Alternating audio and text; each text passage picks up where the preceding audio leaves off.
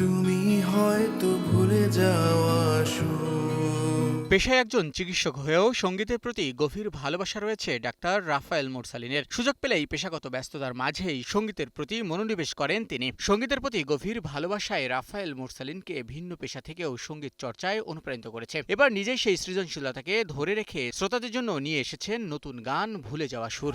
গান গায় মন খুলে।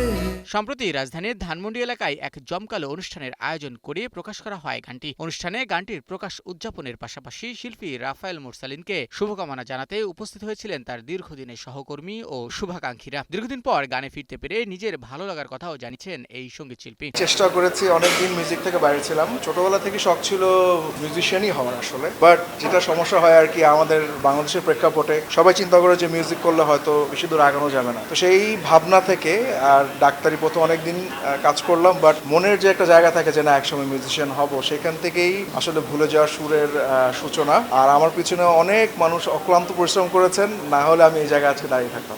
অনেক পেশেন্টকে গানের মাধ্যমে চিকিৎসা দেওয়া হয়েছে, কারণ আমার কাছে মনে হয় যে আমাদের শরীর আমাদের মনের সাথে খুব জোরালো ভাবে সংযুক্ত আছে। হ্যাঁ, আমার কাছে মনে হয় যে শুদ্ধ মিউজিক বা ভালো জিনিসের চাহিদা আস্তে আস্তে কেন জানি একটু কমে যাচ্ছে।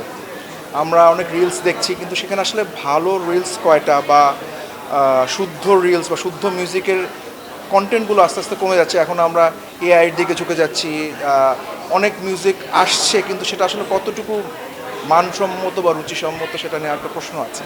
তো আমার কাছে মনে হয় ভালো জিনিস সবসময়, এটা যে কোনো সময় আর বিশ্বকাপ অবশ্যই আমাদের মুড ভালো থাকবে, তখন আমরা ভালো ভালো গান শুনবো। আমার কাছে মনে হয় এটাই সঠিক সময়, আসলে বিশ্বকাপের সময়টাই ভালো।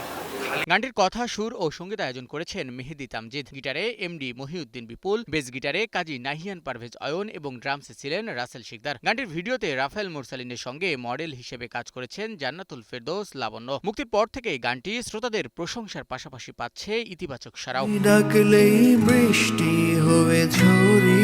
শাহিন শুভ, নিউজ 24।